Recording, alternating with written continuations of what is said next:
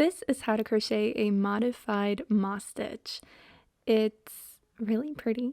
All you need is multiples of 2, and we are going to start by adding a single crochet into the second chain from the hook right here. And then we are going to work it just like a regular moss stitch.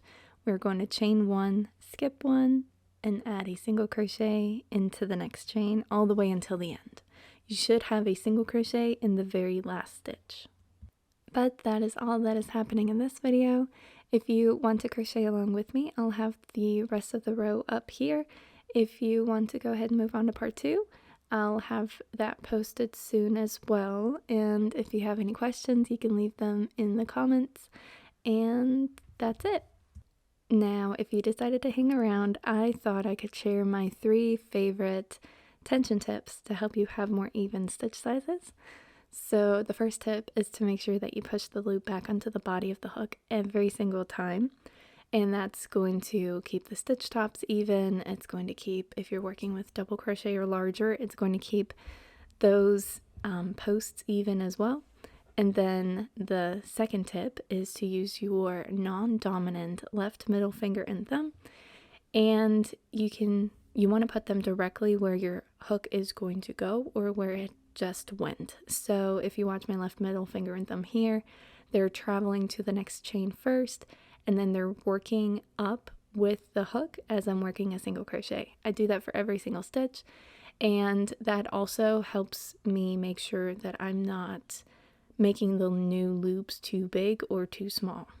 And then the third tip, and probably the easiest to implement, is to make sure that your shoulders are rolled back and that your tongue is not pressing up against the roof of your mouth whenever you get frustrated. It's easier to just put it down, take a breather, do some stretches, and get back to it. But once that starts happening, that's when your stitches are generally super tight and you start to get increasingly more frustrated.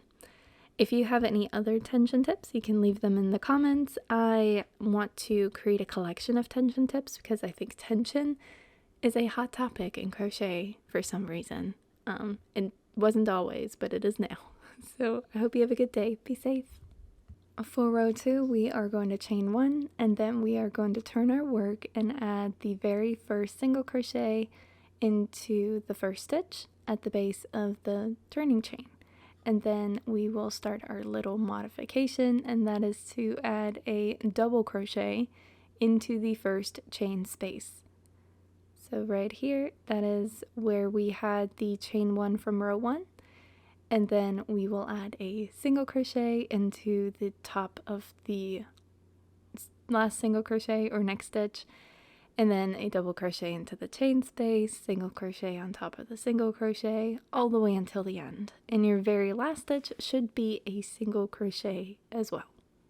One thing that I noticed while I was working this round is that sometimes it can be a little difficult to add the single crochet on top of the single crochet, like right here, I'm struggling a little bit. That generally happens, in my experience, when the chain ones in between the single crochet are too tight. So even though when you generally when you go very fast, your chains tend to be a little bit tighter, and in the last video I was talking about making sure you push the loop back onto the body of the hook. What you want to also add here is that you make that loop a little bit bigger than you normally would, because if your chains are too tight, it is going to decrease the size of the stitch tops from the single crochet, and it is going to increase the possibility that your rectangle is going to turn into a trapezoid without dropping any stitches. I always say the moss stitch is the ultimate test of tension. If you can have a perfectly rectangular or square moss stitch swatch, you are an expert at tension. If you are creating shapes that are not perfectly rectangular or square, then you might want to practice a little bit more, and that's not to sound mean, because that's really the only thing that'll fix it, is just getting your muscle memory down, because it's not a skill test as much as it's a muscle memory test, because your hands, they start to remember the movement, and then eventually you can crochet with your eyes closed. But that is all that is happening in this row. If you want to crochet along with me, you're very welcome to stay. If you want to go ahead and move on to part 3, it will be posted soon if it's not already up. Now, if you're still here, I've got a couple more tension tips. I just went through the comments of some of my videos to look for something to talk about, and there's one question I had not been able to answer for a while, and it is what to do if you have gaps between your stitches even though your stitches are tight. And I couldn't figure it out, so I had to experiment a little bit with different crochet hooks and different yarns and the way I was holding my yarn. And the only way that I've been able to replicate that is by using a good hook. The hook size is correct, it matches the yarn size, but pulling the stitches too tight.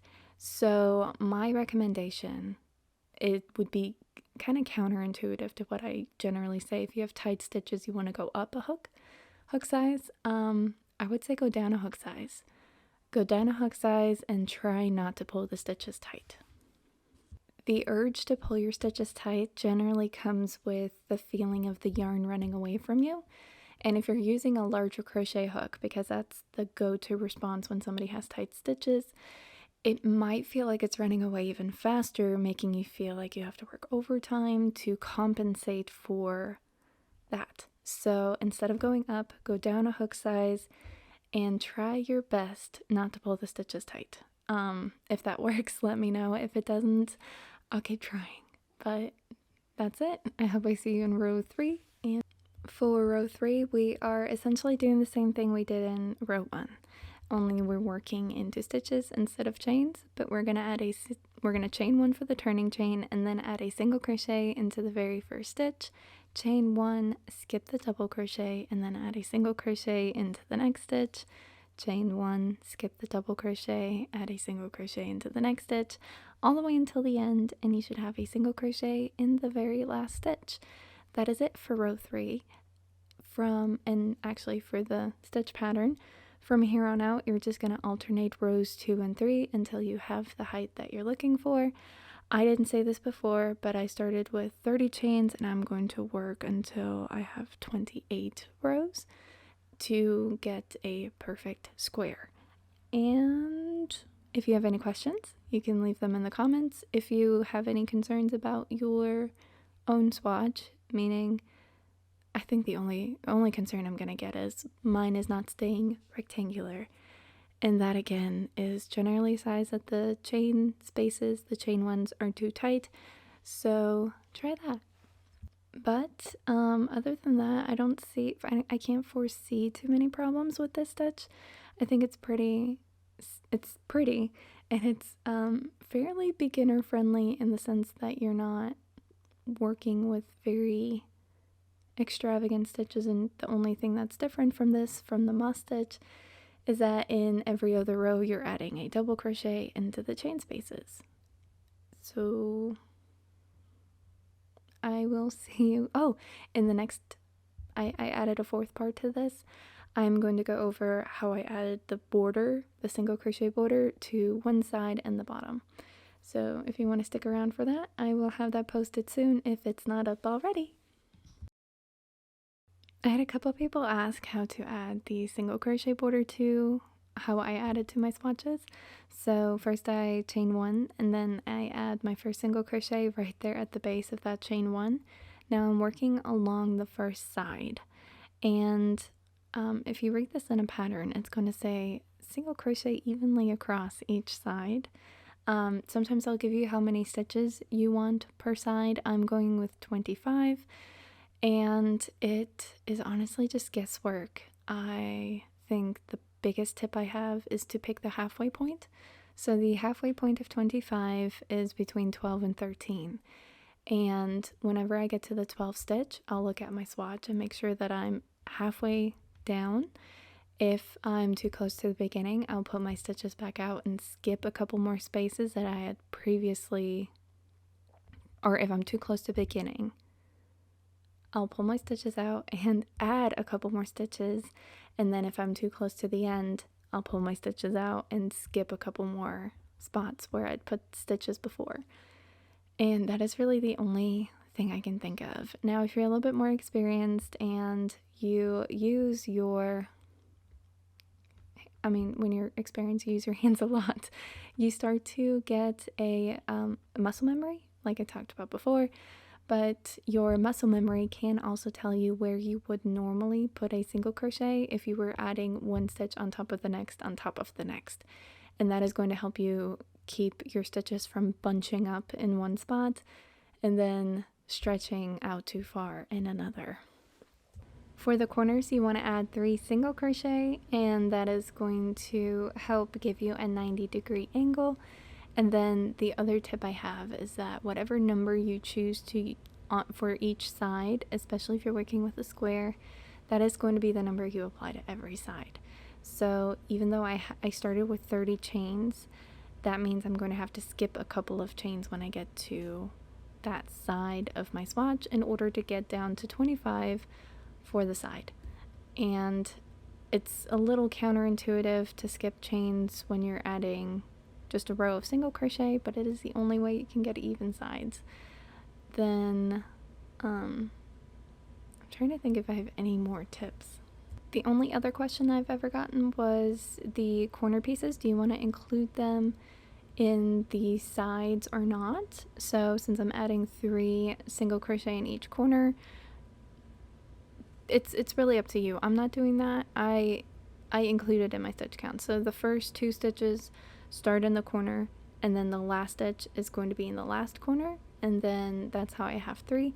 But if you wanted to make it a little bit easier on yourself and just have 25 between the first stitch and the last stitch of each side, and then add an extra 3 stitches in the corner, might be a little bit easier than what I'm doing. But if you have any other questions about single crochet borders, you can leave them in the comments and I can try and figure out how to answer them. I hope you have a good day. I hope you're being safe, and that's it. This is what the border will look like at the end, and I hope to see you in the next stitch tutorial. Be sure to like and follow for more.